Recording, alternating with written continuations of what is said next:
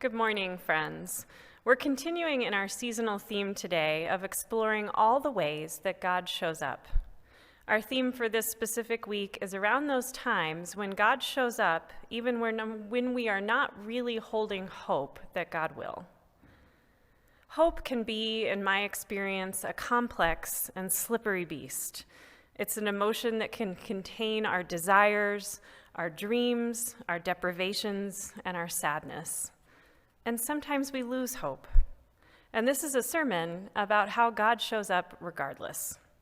It's also a sermon about when we hope for something different than the way that God shows up for us. We just heard a passage today from the book of Acts when God showed up to free Peter from prison.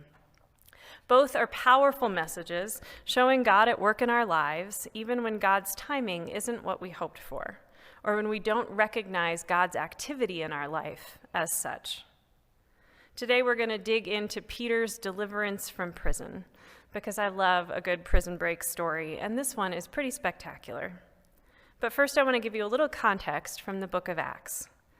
The passage that we heard today is a telling of the second of three divine jailbreaks found in the narrative of the early church. The first jailbreak is found in Acts chapter 5 and is the shortest and least dramatic.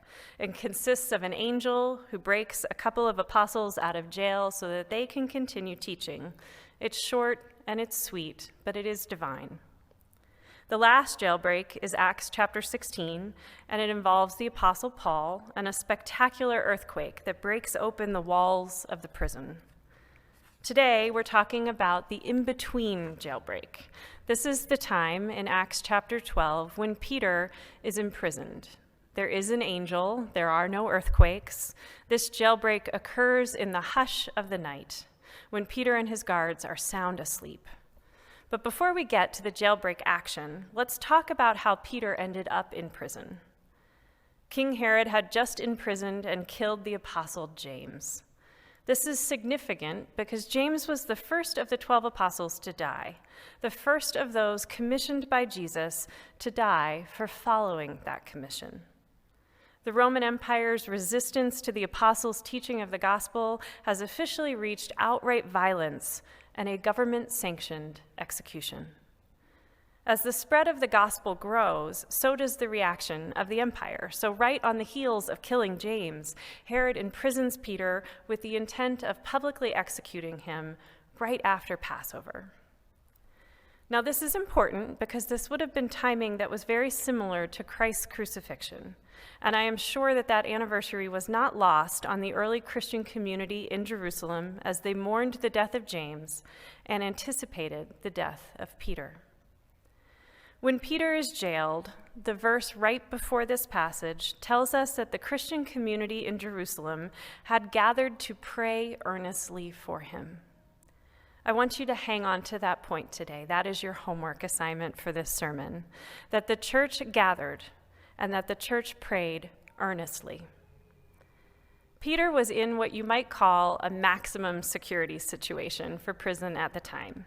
He was bound in 2 chains, he was held between 2 sleeping guards, and he was guarded by multiple sentries at the gate to his cell.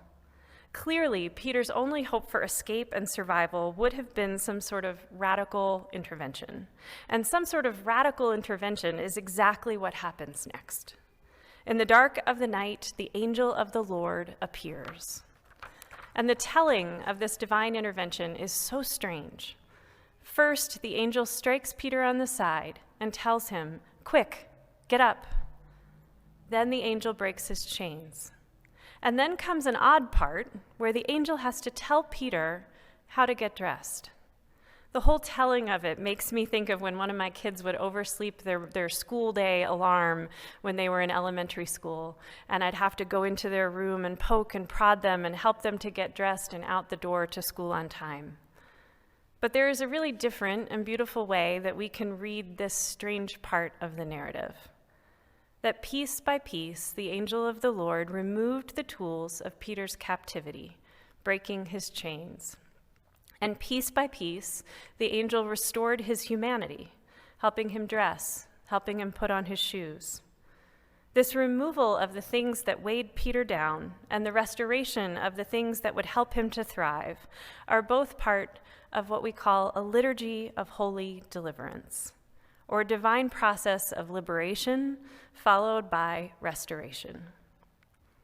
These verses are how God shows up in the middle passages between Peter's actual deliverance to safety and the angel's arrival. God shows up and removes the things that have held Peter down, and God shows up and intentionally restores the essential things that Peter needs for the next part. And all the while that this is happening, Peter is so tired that he thinks he is dreaming. Have you ever had a season when you are so tired you can't even imagine a way out from under all the things that are weighing you down?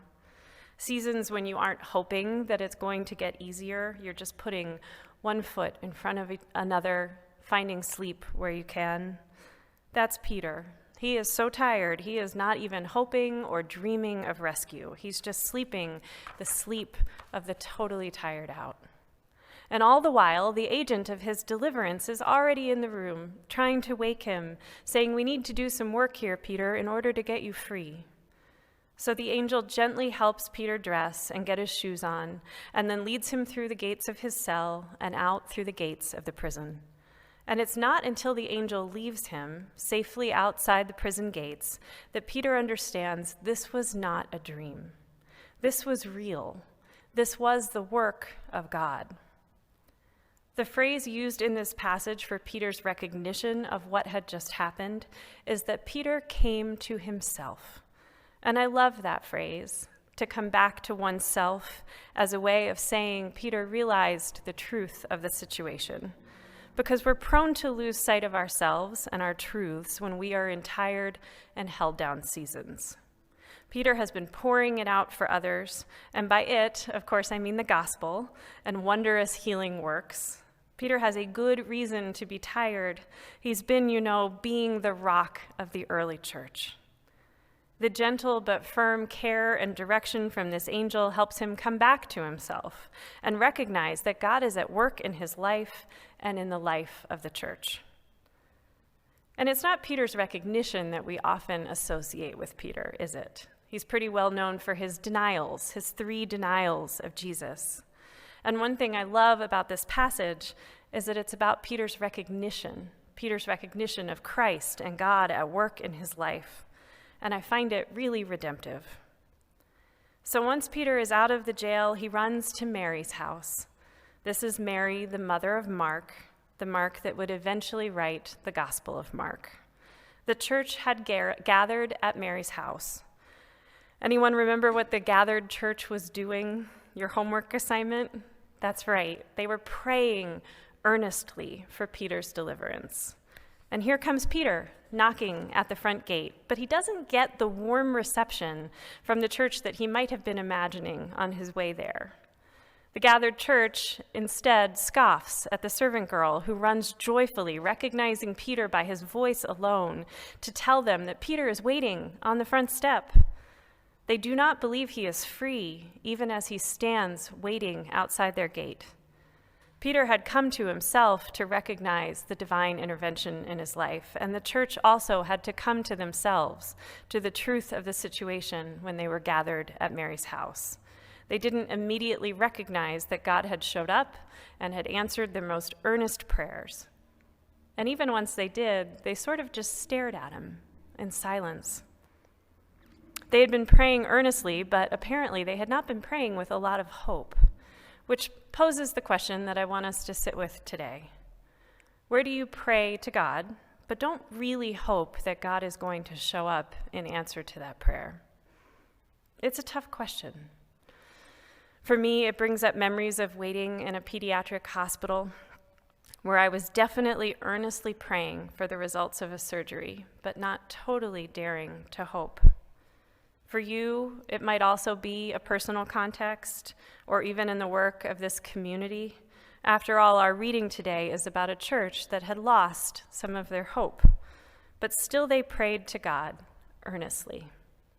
And God showed up in God's timing and in God's spectacular and unexpected ways. It can also take us a minute to recognize that what is happening in our situations is actually the work of God. And like Sleepy Peter, we can sometimes require some gentle instructions to allow God to be at work in liberating and restoring us. So then what part are we, as the church, asked to play?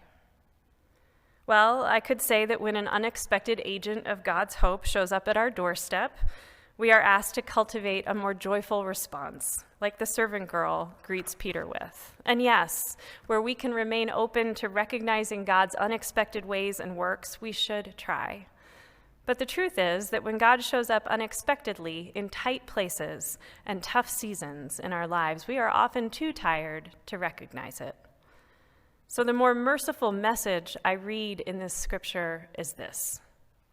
Our passage today is guidance for us to gather and to pray whenever there is suffering in our midst, especially when hope feels slippery or slim. I recently read some writings by Severus of Antioch, a 6th century saint, about today's passage, and his takeaway was this, that the shared sufferings of the church call for shared prayer. And I think we do that really beautifully in this community. Severus would have loved the time and heart that we give to our joys and concerns each week as we gather to worship. Severus would have loved the way we wrap people in that prayer shawl when they have shared how they are suffering or being challenged. Severus would have been avidly reading our prayer ministry emails. This passage teaches us that we are asked to gather and to pray earnestly, even when we can't pray hopefully. And the comfort that I take from that, which is what I want to leave you with today, is this, that God shows up even when we don't hold much hope that God will. Our hope is not a necessary ingredient for God to show up. And our faithful response to challenging seasons is simply to gather in our community and to pray earnestly for one another. So on that note, I will ask you to pray with me.